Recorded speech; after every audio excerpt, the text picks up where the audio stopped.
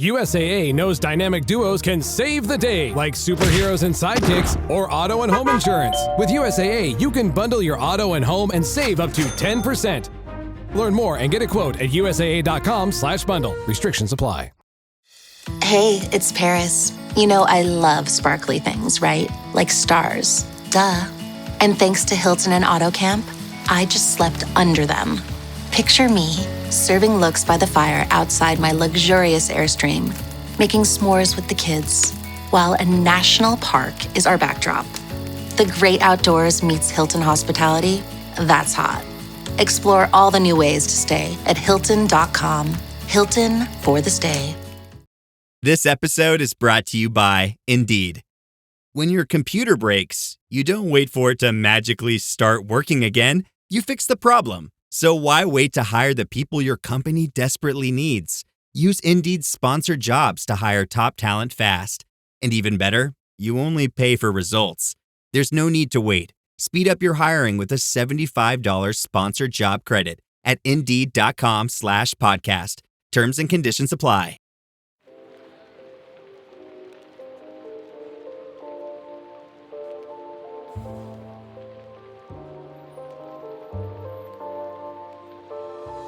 Welcome to Book Talk for Book Talk with Jack and Amy, your besties with a literary podcast that deep dives into your favorite novels. This is Jack. And I'm Amy, and we're currently taking a break from our Crown of Midnight season to talk to author Kate Golden about her new book, If Not For My Baby. Kate Golden is the USA Today bestselling author of the Sacred Stones trilogy. She lives in Los Angeles, where she works in the film industry developing movies with screenwriters and filmmakers. When she isn't telling stories, Kate is an avid book reader, puzzle addict, and game night enthusiast, which she hosts with her husband and puppy, Milo. You can find her on Instagram at Kate Golden Author and on TikTok at Kate_Golden_author. Welcome back to the podcast, Kate. Yay, welcome! Thank you. Friend of the podcast, aggressive friend to the podcast, friend to our hearts and our lives. Aggressive friend to your lives. That's what I want my That's what I like to imagine of. Yes, like, just, right. I'm thrilled. Like, we have this agreement that every book you write, we want you on. We want to talk about it. If you will have me on my favorite Always. podcast, I'm here. Oh my God. I am so excited. Amy and I read If Not For My Baby, which is your new book, your first contemporary, and it is so freaking cute. So I want to make sure that we peer pressure people to go and read it, because it is one of those, like, just very, like, sweet and very fun and very cute, and just I had a lot of, like, giggling emotions. Like, Amy and I were talking about it at the gym, and it's like you can't talk about it without having, like, a nice little smile on your face. Yeah. Aww. It's just pure sweetness, and it's just a feel-good. And I think we need more feel-goods in our lives. Yeah. This actually really comes in at a good time, to be honest. Yeah. I'm like mainline the sweetness into my freaking veins. Yeah. You know, I saw someone post something where we haven't had a summer, like we had a Barbie summer, and then last year we had a Brat summer, and I think this is what we need. If Not For My Baby summer. If Not For My Baby summer. I love it. We're a little late because it comes out in August, but it'll be If Not For My Baby summer fall, summerween. It's adjacent. So can you tell us a little, I mean, we know, so you're gonna have to tell the listeners how you started this book, because it is very specific. You have to be deep in the Kate Golden lore to know where this book started. And I honestly, I don't think any other author would have started a book this way either. Oh my God, it's so funny. I know. Well, in my defense, I didn't know that's what was happening. So I had no idea the book was being started. Okay, how did this start? So I went to a concert, and one of the backup singers at this concert got to sing. It was at the Hollywood Bowl, got to sing like the solo, just like in the book, of what normally is like, it was like a duet between two stars, and the one star wasn't on tour with this person and whatever. And she was probably, I have no idea how old she was, but like 21, 22 years old. Like they went around at the end and said like where everyone's from. She's like from Nashville. And like this was her first tour that she was on. And she brought the house down. Like it was out of control. It was just amazing. And her voice was so insane. She like just fucking killed it. The show, that moment at least was like so hers.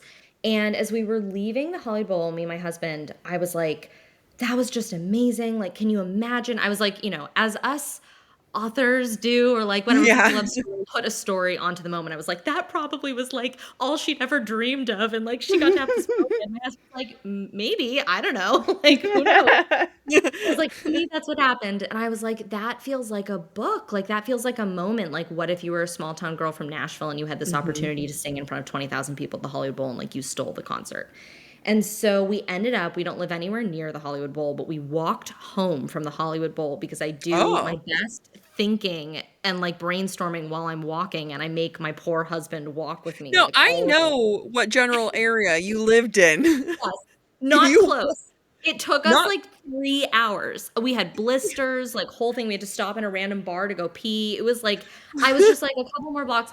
We ended up walking all the way home. And like, I cracked this entire story that at the time was not at all inspired by our Forest Daddy. It was just like about this girl. And it was like the hot rock star guy on tour. And he was like womanizer, playboy, alcoholic, bad boy with a heart of gold, as like we love our rock stars to be. He was more of like an Alex Turner, like whatever, if you're an Arctic Monkeys fan.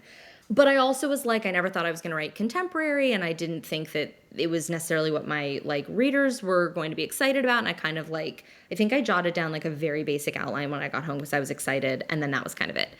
And then I started just like everybody does when they're excited about something like unrelated to this, posting just like, oh my God, this Hosier song or this picture of him, or like, oh my God, this interview, whatever. And I started getting so many comments on Instagram. I was just like posting these on my story from readers being like, I'm in love with him. I'm obsessed with this man. I love what he stands for. I love that he's like not your average rock star. Like he's so poetic. He's so thoughtful. What an incredible guy. And like all this like lovely stuff about him. I learned so many fun facts about this guy from my readers that I started, they were like, write a book with a guy like this. And so I started a little broadcast channel, which was just like so silly and so fun, and just started like, we all were just, you know, sharing and posting fun tidbits about rockstar romances, just about like this idea. And in the meantime, I bought like every rockstar romance. I remember like the Amazon, oh, sorry to out myself as someone who buys their books on Amazon. Not always, but sometimes. Indie authors, it's better to support indie authors through Amazon. Correct. And a lot of these were indie books. Thank you. Yeah. That's very true. And I really do try to shop physically, like out and about for books when I can. But at the time I was like looking for these kind of, they ranged from like really well known to kind of more, what is the word I'm looking for? Like niche rockstar romances. But I basically bought a bunch of them because I wanted to like educate myself in the genre, and found that a lot of them were that same, the playboy alcoholic. It was usually like the girl gets brought on to be the manager of the tour of the guy who cannot be managed, and then like they fall for each other, whatever. And I ate it up every time, and I loved it.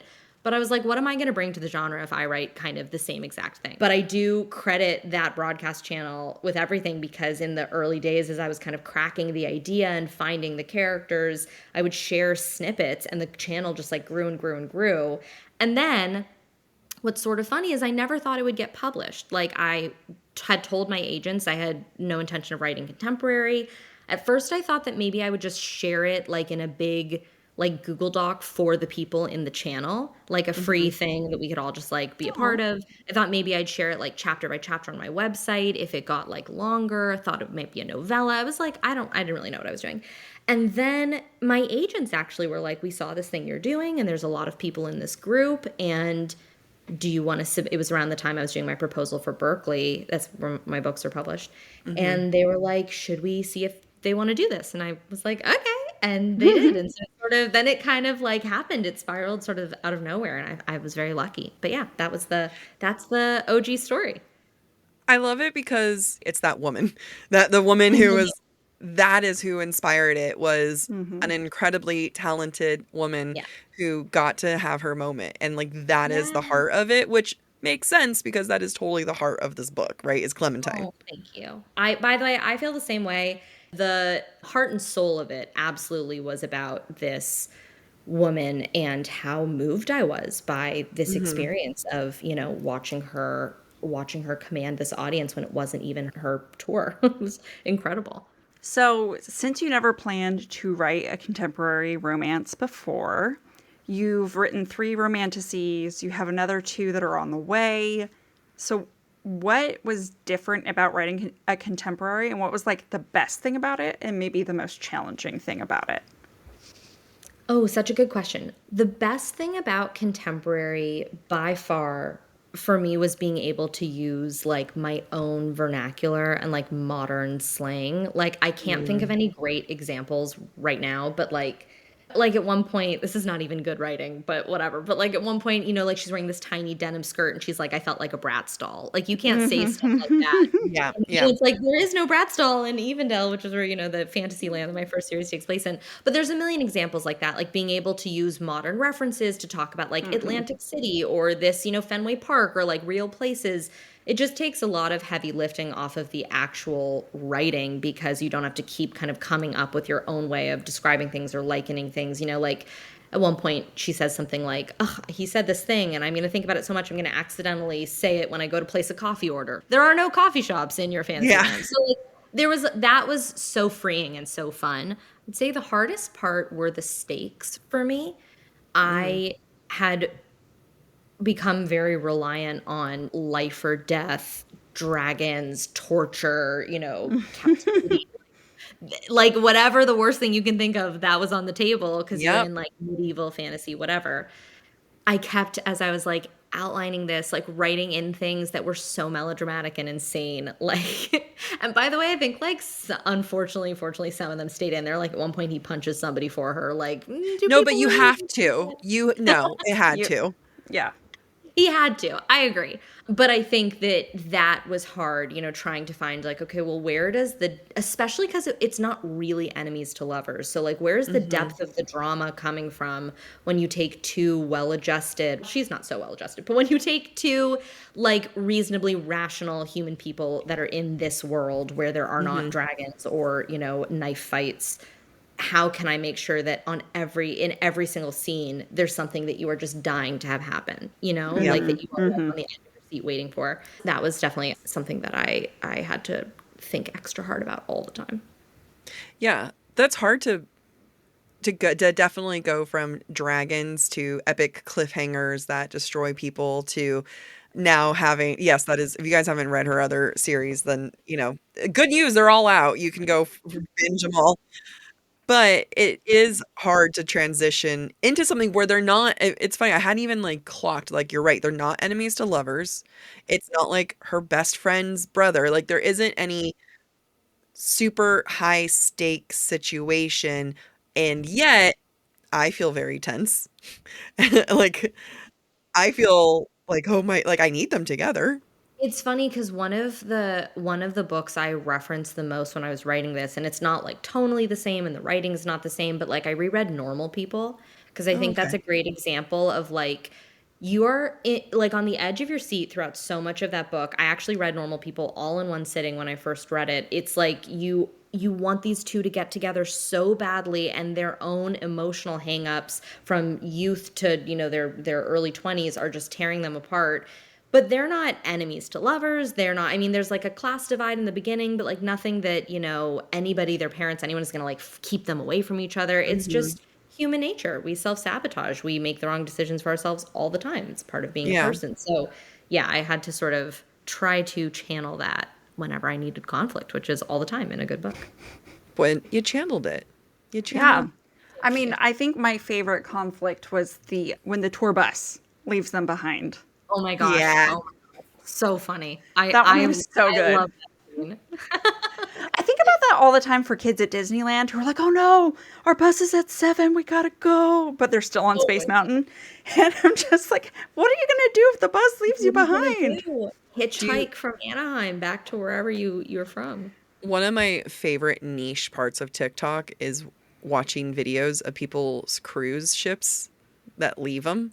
Oh, That is so funny. I've never you have to send me one of these Oh videos. my I've God. It like once you start going down that road, I will say I can only do so many at one point because it gets me super anxious because yeah. you'll see them like running down the pier and the cruise ship just taking off because they're not going to wait for you and they make it very clear. Like they'll That's so normally wait like 10 minutes later just to give them a chance, but they're not stopping for everyone and then they have to literally just find a way to get home. you have to get And to the all their next port or something, wherever Something, the yeah, like whether they get to the next port or get to the home, like, and all their luggage is on the ship and all their stuff, and they're just left with whatever they had on them. So Oh my God, that's so funny. I mean, it's tragic, but also it's funny. it's hilarious. I mean, I feel like we're unanimously, our anxiety would never. No, No, I will never. be there two full business days before the Yeah. I won't even be there yet. I'll beat the ship to wherever they're picking. Already on a rowboat, getting to the next one. Oh, Go home to Bora Bora. We've talked about Hosier, that the forest daddy that we are all familiar with, and seeing as how you've never met Hosier, Kate, and how you don't know him personally, it's not like you can sit here and be like, this is Hosier. Like, you had to go and create your own original character in Hollerin, which I learned I don't know how to say once I started saying it out loud. I was like, am I doing that right? Hollerin. Nobody knows. There's no. It's whatever you say in your heart is right. Like how I say it. Hollerin. Don't let anybody tell me that is wrong. Holla. I think that, I mean, this is also, I'm like, why does Clementine should have been like, hello? But it's, uh, either way, back to my question is like, you had to come up with a completely original character. And what are some of the fun things that you discovered about Hollerin while writing him? Even though you had this blueprint of like a good guy rock star, like you have a cool blueprint, but since you don't really know him, you had to create Hollerin. So what are your favorite things that you discovered about him on your way? Yeah, totally a good question. I think that well, look, I mean, I think the Hosier blueprint was really just like an aesthetic and like an aesthetic choice. It's like Vibe. he's like I think that women are very drawn to musicians like Hosier and like Noah Kahn and like there's a lot of Yeah. there's actually not a lot, which I think is why they're drawn to these people, but like the rock star that is sort of the anti-rock star, or at least they appear like that. E- Everything you have to take with a grain of salt because, like you said, you don't know these people and you don't know their lives or how amazing their marketing person or their PR person is. So, like, who knows? There is, I think, more now than ever this like draw of women, especially to these rock stars that don't fall into that sort of like Yeah.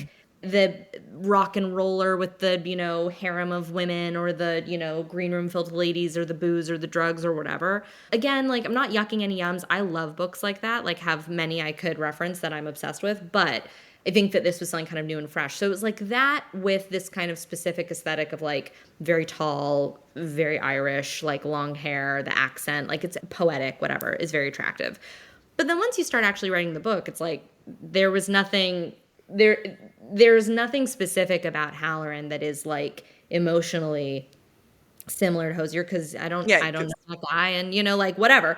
And also it's like not very interesting, I think, to write someone that is just sort of like the celebrity cutout. I think that's why even like The Idea of You or like Daisy Jones and the Six, like that are inspired by kind of real musical artists, the joy is in the specificity of like the characters. So I had so much fun like crafting Tom, who I love so, so much.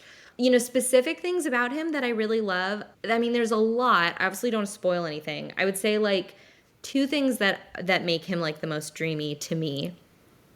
One is, and it was so funny because I was just thinking about how I don't feel like I know the love languages that well. Like if you were to ask me my love language or my husband's love language, like I'd be kind of like, oh, one of everything, like a buffet. Yeah. A little bit of everything. But it was so fun to discover like Tom is such an acts of service man. Like he is just constantly like, she needs Advil for her hangover. He is there to provide. She like this, dress that she loved. He has it on hand. Like she says once that she loves this musical. He's got tickets to the musical. Like I guess it's a little bit, it's acts of service, it's gift giving, but it's like that is so how he shows his love is like these things that just make her life brighter and better and easier. I think it's, I don't know how to explain it. I'm not knocking any of the other love languages, but even like physical touch or quality time, it's like there's something to be given to the other person too. Like you're getting something out of that. I want to touch you. I want to spend time with you. But this one, it's like so selfless. I think Yeah. that is very swoony. And then I love how he and Clementine in some ways are sort of like inverse, like yin and yang of one another when it comes to like she has really lost faith in love but still has such like reverence for music, and he has kind of lost faith in music, or at least like what used to make him inspired, but has such reverence for like romantic love. And I loved that, how that facet, like hers makes a little bit more sense, I think, to the average reader. Like a lot of people are afraid of getting their heart broken, but, you know, are very moved by art. I think it's more rare to be like, I really believe in like the pure capital R romance of falling in Yeah. love, but like I'm really having a hard time relating to this thing that like is actually where I should be finding passion in my life. Like I think it's just was very specific to him, and obviously specific to his trauma, which I will not out on this podcast. That's for, you know, Like, for the characters to have discover trauma? themselves. But What? Do you want to give us a trauma? painful backstory? Um, yeah, exactly. But anyway, so I think those were two things where I was like, ooh, I discovered this like unique thing about you, and that makes you all the more Oh, like delightful. totally random statement. We were talking about, you just said like tragic backstories. I think the most tragic backstory from all the things that you have written, I will argue, is Clementine's mom. You didn't have to do her that dirty. Like, Oh, yeah. Oh, it's brutal. I agree with you. She had a very tough go, but like But unfortunately common. yeah, unfortunately common, but also very motivating for Clementine. I think if you had gone any lighter on her mom, I wouldn't have been convinced on Clementine's own Totally. trauma it's and what she chooses to do. I identified a lot with Clementine, and my mother has not gone through what Clementine's mother went through, but I felt her pain. I just Yeah. needed like, Totally. I want a novella on Clementine's mom. Oh, Like, I just need her to have, I just need Find her to love. be happy and find like perfect love. Like, I need to know she's okay. Like, it's just, Totally that happens for can you her. tell me? Can you just, Yeah, canon, she finds somebody really wonderful in their little town who adores her and loves in pottery Ireland, and like maybe Willow. she No, meets another. I think she stays in Austin because Okay. oh, I don't want to, you know what? I'm gonna accidentally spoil the epilogue of the book. I was gonna be like, well, but no, I think in my mind, which is I guess the truth because I wrote the book, Clementine's mom finds love and they all have Thanksgiving together and it's very cute. I Okay. love it. I needed that because I'm so happy that I could provide it. because I read this last year as a beta. This was the Yeah. first book I baited for you, and I Oh. remember reading it being like, I'm very sad. And then I was excited to read this again and just to see all the like the changes you made and being like, "Oh, you did such a good job." And then I was like, "This is still fucking sad." It is. I know it is. I agree with you. I agree. Like, But I think hey, Amy's right. I think that you need it to understand Clementine. at Yeah. least you like made her hot. I don't know. You made her Yeah, At mom. least she has that. She's she's got hot. that She's ass. fun. She lives in the moment. She likes Monopoly. She has hobbies. She loves the X Files. She's got Yeah. things going. Yeah. Yeah, absolutely. So going back to what you were saying about Clementine and her being very kind of cynical, doesn't believe in love, even though she connects with music, we love Clementine despite her flaws, having lost the connection to love, which for Jack and I were like, that is not Kate. Kate is just very much in love, has this like very cute personal life, great relationship with her husband, and Clementine felt like the antithesis to you, to be honest. That's really sweet.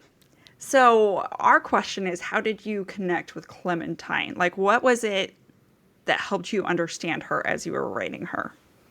Damn, that's also a good question. I am very complimented by this question. That's very sweet. I have a rep around my friends for being like they say, like, Kate loves love. She loves love. Like I do. I love love. I believe in love. I think that everybody, like there's a pot for every lid and everyone can find great romantic love. So yes, I'd say Clementine and I are pretty fundamental opposites. I think honestly, and I hope this isn't too personal to like, trauma dumping on the podcast, but I wrote this book at a time in my life when I had come to really understand that I loved writing more than what I was doing as my day-to-day job. But I was very, very, very frightened of, I think, admitting that, pursuing that, what that could look like, the fear of striking out keeps you from playing the game, like that entire mentality of like, if I go pursue the thing that I really love to do, that's very scary because I'd rather fail at something I don't care about than fail at something I really care about. Like that fear. I was dealing with a lot of that. So I think a lot of that it's probably why I was so moved at that concert because I was like, she's pursuing her dream. And, like I felt very emotional about it. So, I think that I really related to, or like, I don't know if I fully related to Clementine, but like she sort of was my like id. She was like the worst or my foil or like the worst version of like me on a really bad day when I'm like, the way she feels about love was kind of how maybe I felt about pursuing writing in a very real way. Like I'd rather just not even try because it will hurt so badly if like this fails spectacularly. And so I think that because really at the end of the day, like more than anything else, I feel like this is up to reader interpretation, of course, but I really resonate that like with the fact that this is a book about a dream deferred. Like if you have a dream that you love and you don't get to pursue it, or if you have something that has been dying to come out of you and you just keep tramping it down, like what does that do to you and what does it look like when you give it a chance to like spread its wings and fly? So I think that I did totally relate to, just not about love. I also think that like you can, my first trilogy deals a lot with fear, the concept of fear. Can you be brave even if you have things that are holding you back or you have anxieties or whatever? Does that make you a coward or does that make you not like the classic heroine? Like that was so much of thematically what that series was about. And I think there's some of that in here too. Like she has a lot of fear. All of these decisions that she makes are motivated by like a crippling fear of being hurt. And I think that is like so universal. You don't have to like love or hate love or want a Forest Daddy or like a Rockstar Romance or anything to like get that at least. So that was, I think, where I really connected with her. That's beautiful. I can definitely see Is that an overshare? Is that No, gonna be like, I think that's a beautiful answer and like such an honest one. And I can definitely see it where, love and people's relationship with love doesn't end just because you found the one, like there's other versions and other ways of dealing with love and whether it's love for a passion, love for a job, love for hope and circumstances, like all of that it falls within the category of love and can be expressed as such. Yeah, totally. Let me know if you want me to take this out and you totally can. But one of my favorite, and I think about this a lot, one of my favorite memories, period, is us coming back from the Hozier concert. And, at this point you had just written the first draft of this and he was like, you were like very focused on Hozier. So like posting things about Hozier, talking about how like hot he is and, singing certain songs. We come back from the Hozier concert, your husband's on the couch and you just like throw your arms around him and you're like, I love you more than Hozier. Like, I just want you to know, I love you more than Hozier. And it was the sweetest freaking thing because it was just like one said with such earnest and two, we all believed it. Like it was just like the sweetest thing. You come home and you're like, I love you more than Hozier. Oh my God, that's so funny. Yeah, I mean, my husband is, of course, he's way better. Fictional or real rock star. Yes. Totally. Yeah, I think that, I feel very lucky. Sometimes, honestly, we don't have to include any of this, but like sometimes I actually feel like the security of my relationship actually makes me bad at writing romance because I'm like, well, they would just talk about it and understand. Yeah. Then you don't have a book. So like Jack and I got in the most absolutely stupid argument the other night. We were waiting for dinner. We were at a restaurant. It was taking forever to get the table. I was so hangry. I could have like eaten my own eyeballs.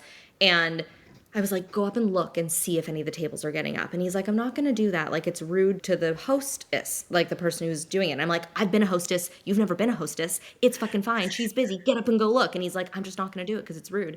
And I was like, oh my God. And we sat down at the table. I was so angry. And he was just like silent until he ordered me food. And then he waited till I ate. And then I felt better. And he was like, that was pretty crazy, huh? And I was like, oh my God. And then we just like laughed, and I was like, God, we're so lucky. Like, you could have taken that real personally, and you didn't. Yeah. I also ego. love that, like, in this instance, like, he's just trying to be a good guy too. Like, you know, his No, I will, like, we will argue because I'm an asshole. I'm like, let's cut the line. He's like, cutting the line is wrong. And I'm like, he is Don't the best. limit me. Exactly. You got it. Hang tight. We'll be back faster than a smoldering stare across a battlefield. This show is sponsored by Liquid IV. I'll give you one guess into what's my Stanley right now. Probably something with electrolytes, like Liquid IV. It's not even funny how true that is. Liquid IV is scientifically formulated to help replenish electrolytes and fluids lost from sweat or exercise, which is perfect because I am both sweating and exercising this summer. It has 3 times the electrolytes of the leading sports drink, plus 8 vitamins and nutrients, all in a single stick. And guess what? They've got Orange Vanilla Dream Hydration right now. It is so nostalgic. Makes me think of summer instantly. The fact that it has 100% daily value of 4 essential B vitamins, B3, B5, B6, B12, it's an excellent source of vitamin C, and it makes me just feel like I've really accomplished a lot just by drinking one of these. Powered by Liquid IV Hydroscience, Liquid IV replaces necessary nutrients lost from everyday dehydration, and it doesn't matter if you live somewhere dry or humid, trust me, you're dehydrated. Just 1 stick in 16 ounces of water hydrates better than water alone. It is always non-GMO, vegan, gluten-free, dairy-free, and soy-free. And if you're like me and are sensitive to everything, it is fantastic. Savor the last bits of summer with Liquid IV. Tear, pour, live more. Go to liquidiv.com and get 20% off your first order with code BookTalk at checkout. That's 20% off your first order and code BookTalk, BOOKTALK, at liquidiv.com. Growing up, my parents were obsessive about the chore charts and the stickers that we got to use to track our chores and what each completed chore was worth in money. And now with Acorns Early, you can apply that to today's kids with modern technology. It's genius. Acorns Early is a smart debit card and money app that grows kids' money skills as they grow up. Start with the in-app chores tracker and teach your kids the value of $1. Then let your kids set up their own savings goals, start building healthy money habits early. Make them work for that PS5. Absolutely. Kids can spend what they've earned with their own customizable debit card, giving them the extra sense of independence. Plus, with Acorns Early, spending limits and real-time spending notifications, parents always stay in control. This is definitely something I would use if I had kids because I love nothing more than teaching hard work for reward. This is what's going to happen when I have kids. You're going to be teaching my kids with Acorns Early. That's exactly right. Ready to teach your kids the smart way to earn, save, and spend? Get your first month on us when you head to acornsearly.com/booktalk or download the Acorns Early app. That's 1 month free when you sign up at acornsearly.com/booktalk. BOOKTALK. Acorns Early Card is issued by Community Federal Savings Bank, member FDIC, pursuant to license by MasterCard International. Free trial for new subscribers only. Subscription fee starting from $5 per month unless canceled. Terms apply at acorns.com/early terms. The McDonald's Snack Wrap is back. You brought it back. Ranch Snack Wrap. Spicy Snack Wrap. You broke the internet for a snack. Snack Wrap is back. Ba-da-ba-ba-ba. How do you top your love for your cat? With a cascade of decadent savory gravy over a mouth-watering mousse pâté. Fancy Feast gems. 2 gourmet pâtés in 1 convenient pack. Simply peel and plate to reveal a pyramid shape that makes eating delightful and pamper her with an experience as extraordinary as she is. Turn the everyday into the extraordinary with Fancy Feast gems.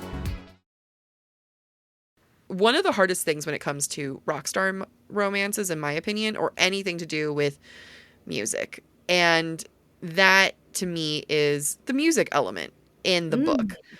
Yeah. I think it's especially when you have lyrics involved. And not only that, you set yourself up to write lyrics that are ethereal, that are, just this next level metaphorical. You think it's about sex, but it's actually about capitalism and the way climate change, which is very Hosier. Like, that's the thing. Hosier's known for writing these horny ass lyrics, and then it's like, actually, guys.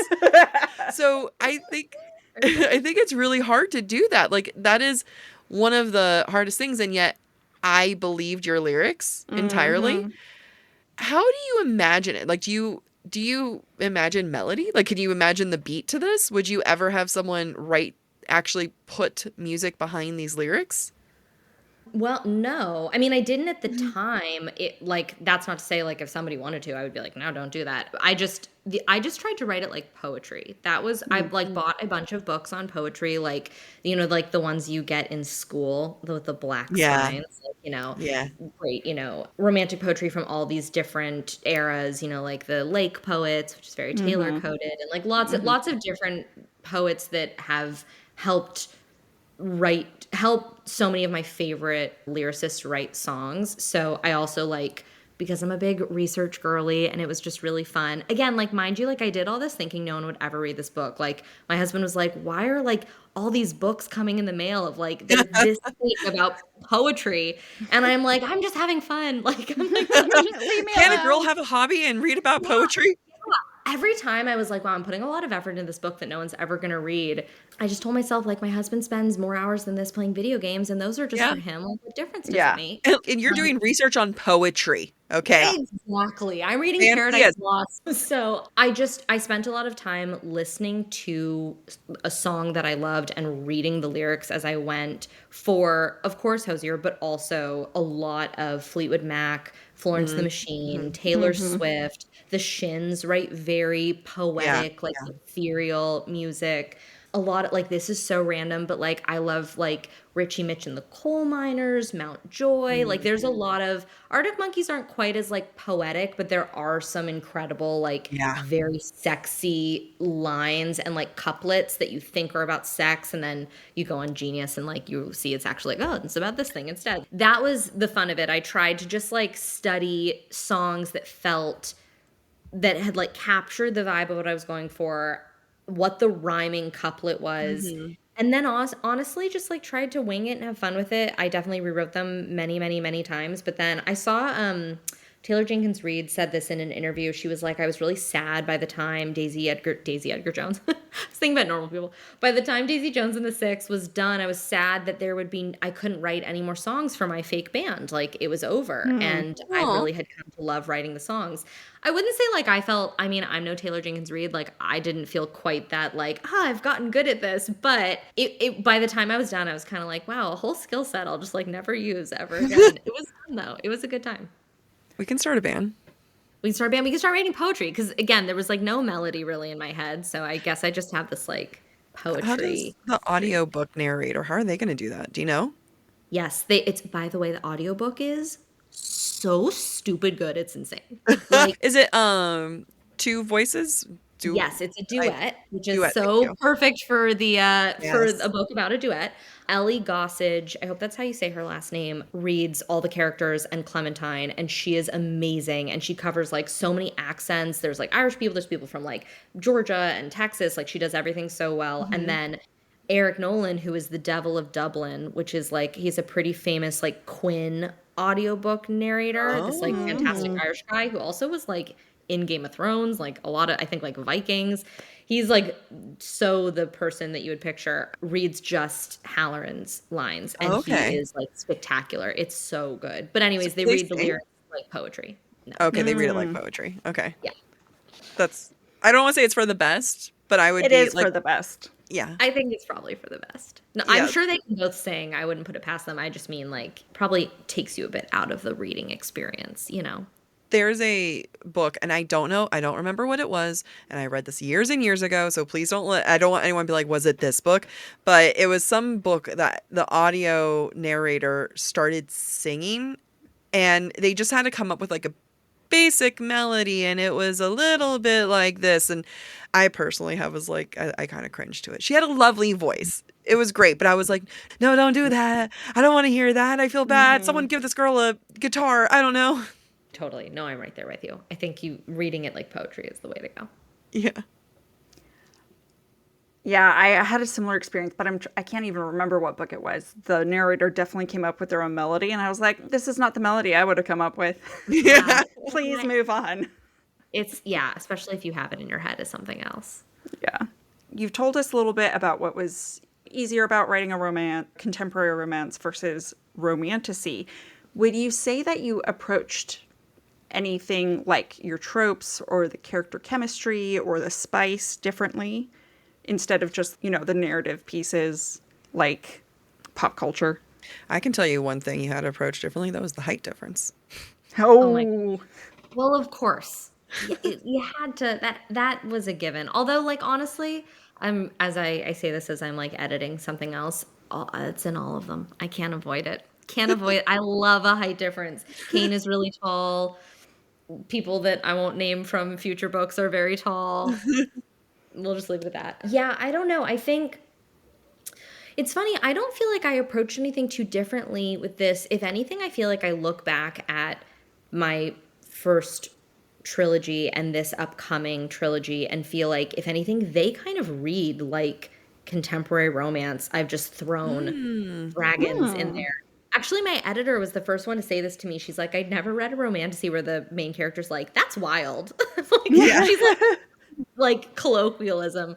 But I think if anything, like it's easier to just write in like a more contemporary tone. So I don't think so. I mean, I sort of hinted at this, like there are tropes that I love, like touch her and die and who did this to you, and like, those, the jealousy trope, like a lot of that stuff that you love in fantasy romance, I couldn't help myself. And so like it's all in there still. You can take the girl out of romantasy, but you can't take the romantasy out of the girl. Yeah. We've got one bed trope. We've got... Oh, totally. Yeah. Oh, yeah. That was the first one that came to mind because I was like, it's there. I mean, you have one bed trope. You've got all the forced proximity. You have like the drunken confessions, like in A Dawn of Onyx, she's drunk in a wine cellar. In this one, she's drunk at like a major country music star's house party. Like, it's all the same. I'm now thinking about Half City. I'm like, wait a minute. Is there... We have that too. She gets drugged on the subway. That's not a spoiler. That's like a teaser, but she's drugged, and the guy that is her enemy has to help her get home, and she's a little zonked. My favorite line is when he goes, "You're zooted, huntress," which is such a such a thing that like my boyfriend said in high school. Like zooted is such a Malibu slang word. And I'm like, I can't believe they let me. I've never heard of zooted. I don't think anybody has, but it's in there. In my book, it's published. Yeah, hilarious. That's amazing. She's totally zooted. Anyway, I totally lost track of the question, but I think that. Yeah, I have a lot of the tropes stay with me regardless of the genre. I like that how you said it though, where you write contemporary. Whether they have dragons or not is up to you. Yeah, but I like that approach because it does make it approachable. I think it makes it more relatable as well because I think that as high fantasy as you make something, I can only relate so much to a high fantasy person, but at the same time, if you're kind of doing contemporary, to me now means just approachable, relatable. And if you're able to do that in a fantasy setting, then you're just bringing in the reader more. Totally.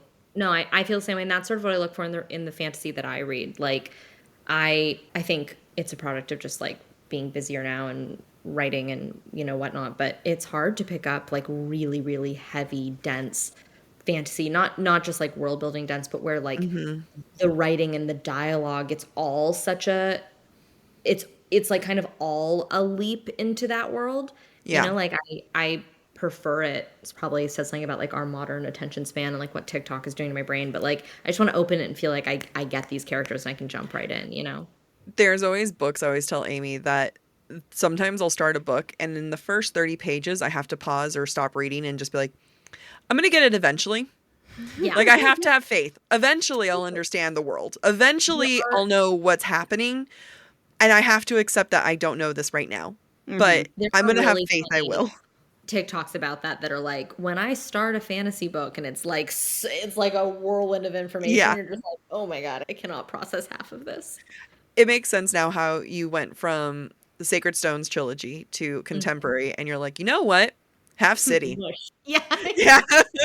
Oh my God, exactly. I was like, okay, I want all of the danger and like the full-blown enemies to lovers and like every single moment is life or death of my fantasy, but I want to be able to like reference Joe Goldberg when I'm talking about a stalker, and I'm gonna write that into a book and and that's what we're gonna do. Yeah. Manifest, with a heavy sprinkle of Buffy.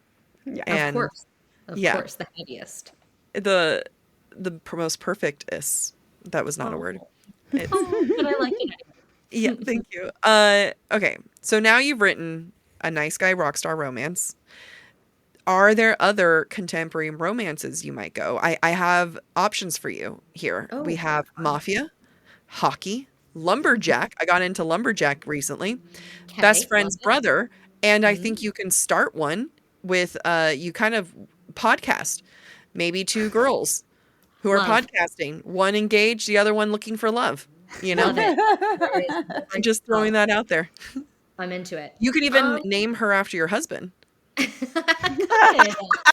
my goodness. Look at that. Isn't it funny? My husband's name is Amy. It's wild. It's really funny when I'm leaving a voice note and I'm like, I'm just leaving a voice note for Jack. And he's like, I'm right here. And I'm like, I'm obviously not talking about you. You mentioned his name a couple times in this episode. So I'm like, I want everyone to know that like she's not talking about me. I think they figured it out, but yes, I can hear the K when you say it. And their context, their ability to handle the context clues, but I'm glad we've so yeah, now you have what other contemporary genres would you ever dabble with or have like floated across your mind? Well, I will say this. I'm really hesitant to ever be like, I'll never do X, because like you just never know, and I hope to write for a long time, and so like who knows. Unfortunately, I don't have a lot of contemporary ideas. I have like a quadrillion, I wouldn't even say romantasy, but like some kind of something that is not of this world ideas. Yeah. So like that spans everything from like paranormal to dystopian, apocalypse, like everything under the sun. But just straight contemporary, I really don't have many ideas. I will say this. I have one idea that I love with my whole heart. I am so obsessed with it. I'm like dreaming of this couple. Like I have dreams about them. But I feel like it would be very not right to tease the idea, because I like, not to show how the sausage is made too much about publishing, but like if I were to write up a proposal and give this to my editors, like it would probably be like 3 to 4 years before anybody sees this book.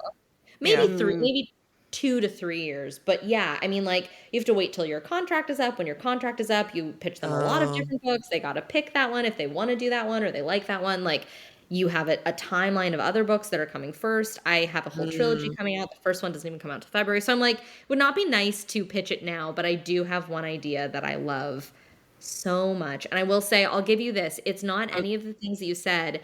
It's like a rivals to lovers kind of thing. I like now I'm going to cut this off and delete this. What is it? I feel like I give you guys, I'm always talking about my own ideas. It's so self-centered. No, but then it's exciting to see them come to life. Yeah. Okay. Because then it's like, we talked about this when we were getting sushi and you were telling, and it was just a little baby concept idea. That's true. That's so true. Okay. Well, this is starting. Kate just told us her romance idea. I love it. I think it's amazing. I would eat that. The research for that will be fun.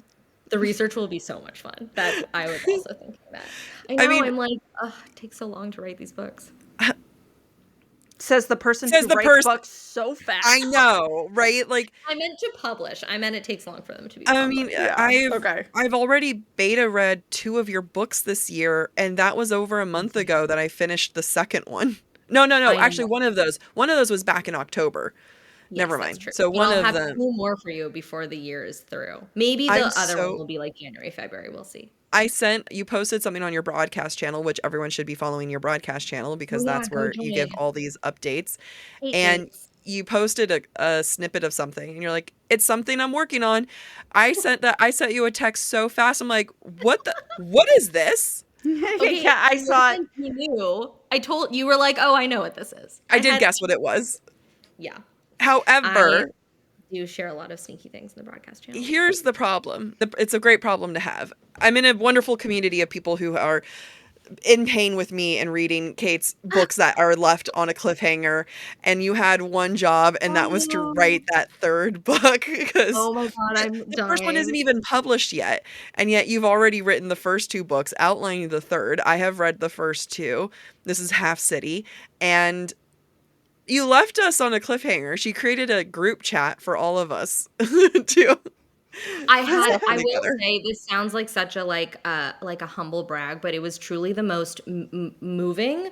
It was the highest compliment, one of them of my entire writing career, was that so Half City comes out in February. I can't announce when the second one comes out yet, but it's not a long wait, I promise. And all my beta readers had read the second one, and they were reaching out to me individually being like, is there some kind of support group? Like, I can't stop thinking about this ending. So I was like, should I make a group chat? And I was like, yes. And now there's a big group chat where we all just basically just talk about needing the third book. And it's funny that I'm a part of that because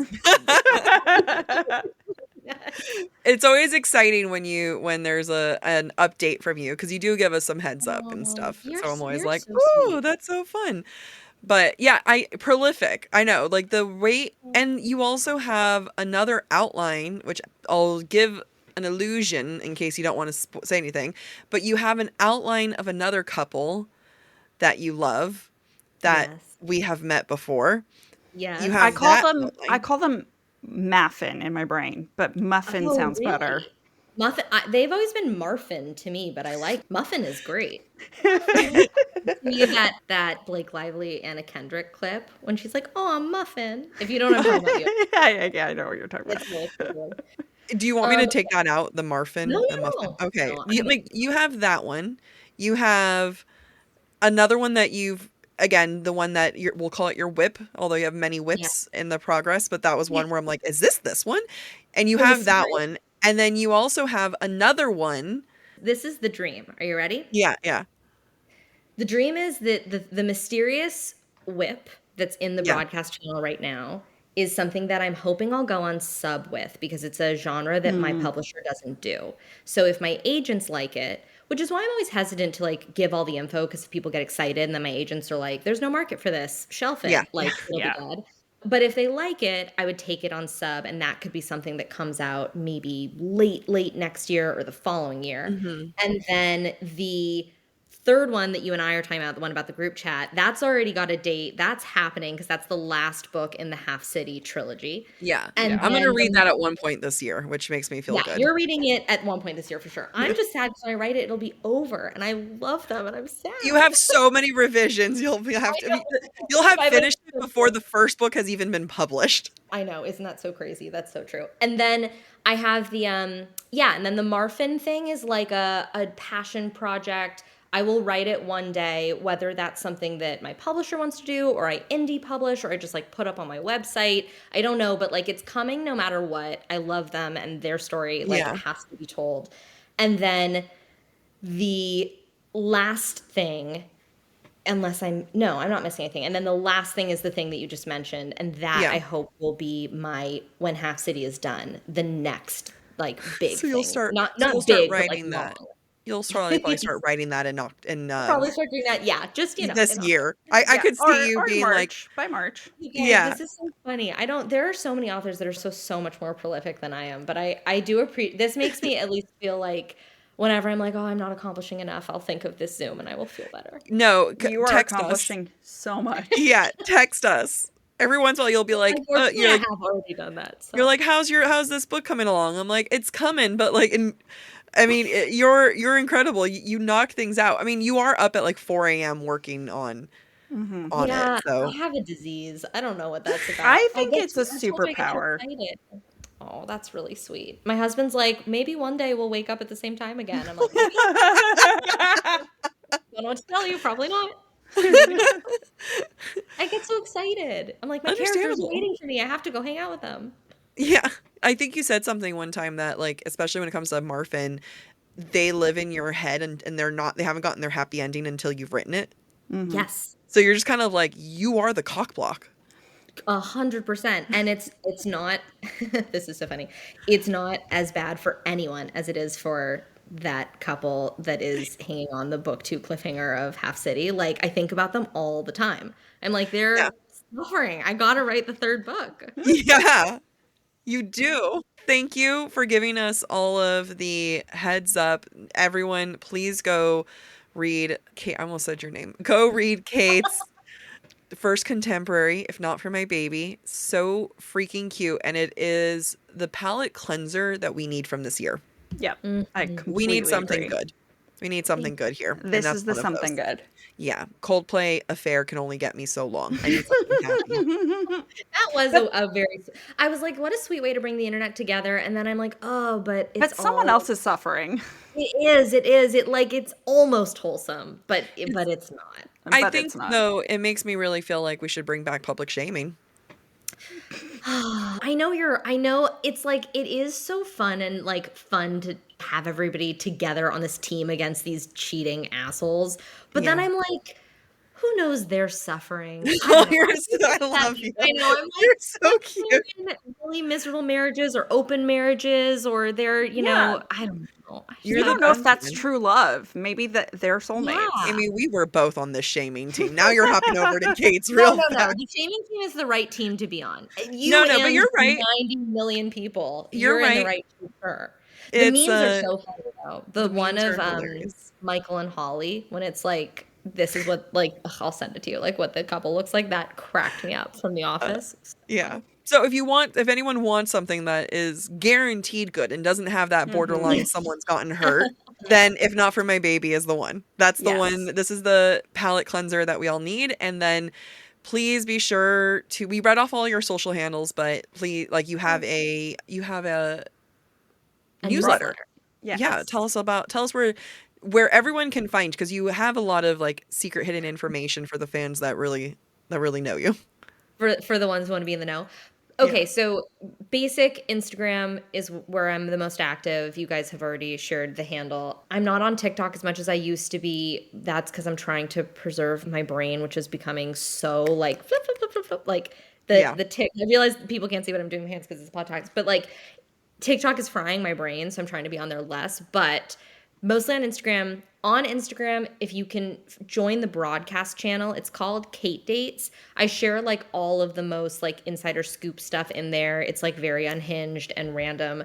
And then I have a newsletter, which is like my Substack. It goes out twice a month. I'm sorry, that's not true. Every other month. So twice every 2 months. And that's where like, if you just want to make sure you don't miss anything and you don't want to be like scrolling Instagram or like on the channel, like that's just sign up. I won't clog your inbox, and that'll have all the like, here's when books are coming out, here's when ARC signups are, here's how you can sign up for like giveaways. I do a lot of like newsletter exclusive giveaways of like special editions and early galleys. Yeah, I guess this won't come out before August 5th. So never mind. But I mean, if you want me to, we can do it before. It's up to okay, you. well, I'll just say this and then you guys can decide. If you sign up for my newsletter, I'm doing a sneaky giveaway of a very, very, very early physical galley of Half City just for the newsletter. Ooh. So I will Dang. I know. I just got the email from my editor being like, the galleys have hit the warehouse. And I'm like, giveaway. Time for a giveaway. Wow. Is that the term, galley? Because I know net galley. Yes, galleys, I think just mean arcs. Should we Google it? I think I think galleys actually are like the physical copy, and that's why net galley is called that, because it's like galleys that are on the net. That makes sense. So many Learning cool so many words things that I do not know. You teach me so much. So No, we'll see you're if right. if your listeners are like, she doesn't know what she's talking about, we can say. We'll try to get this out then before. Yeah, we can do this before the fit. We can get it out. We have editors now. Fun. Yeah, we get them to do it. So sorry if they're listening to this. Anyway, thank you so much for coming on. Always love seeing your face. No one else gets to, but we do. I know. I feel the same way. I got to see you guys and I'm like, oh, they're so beautiful. It makes me feel so joyful just to see you guys. Oh, But I was telling Amy because she's had a hard day, and I'm like, you know what? We get to end it talking to our friend, our amazing, wonderful friend. Oh, you're gonna make me cry. I'm very sensitive. That's really sweet. I hope that this was a bright spot in crummy day. I have those at work all the time myself. yes, As you guys know all too well. It was lovely to end my day this way. Yes. Good. I'm so happy. All right. Until next time, Kate. Bye. Okay. Bye.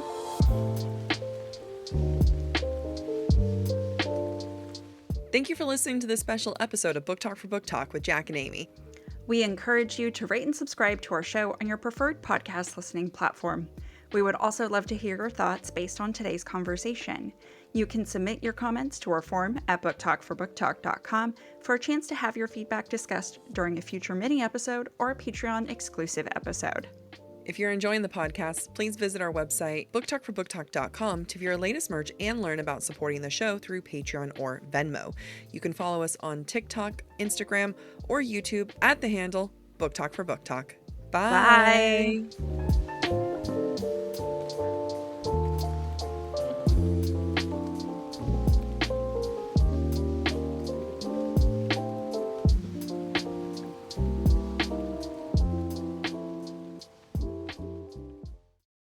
The search for truth never ends. Introducing June's Journey, a hidden object mobile game with a captivating story. Connect with friends, explore the roaring 20s, and enjoy thrilling activities and challenges while supporting environmental causes. After 7 years, the adventure continues with our immersive travels feature. Explore distant cultures and engage in exciting experiences. There's always something new to discover. Are you ready? Download June's Journey now on Android or iOS.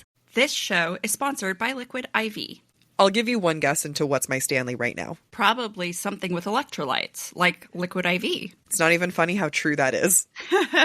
Liquid IV is scientifically formulated to help replenish electrolytes and fluids lost from sweat or exercise, which is perfect because I am both sweating and exercising this summer. It has 3 times the electrolytes of the leading sports drink, plus 8 vitamins and nutrients, all in a single stick. And guess what? They've got orange vanilla dream hydration right now. It is so nostalgic. Makes me think of summer instantly. The fact that it has 100% daily value of 4 essential B vitamins, B3, B5, B6, B12, it's an excellent source of vitamin C, and it makes me just feel like I've really accomplished a lot just by drinking one of these. Powered by Liquid IV Hydroscience, Liquid IV replaces necessary nutrients lost from everyday dehydration, and it doesn't matter if you live somewhere dry or humid, trust me, you're dehydrated. Just 1 stick in 16 ounces of water hydrates better than water alone. It is always non-GMO, vegan, gluten-free, dairy-free, and soy-free. And if you're like me and are sensitive to everything, it is fantastic. Savor the last bits of summer with Liquid IV.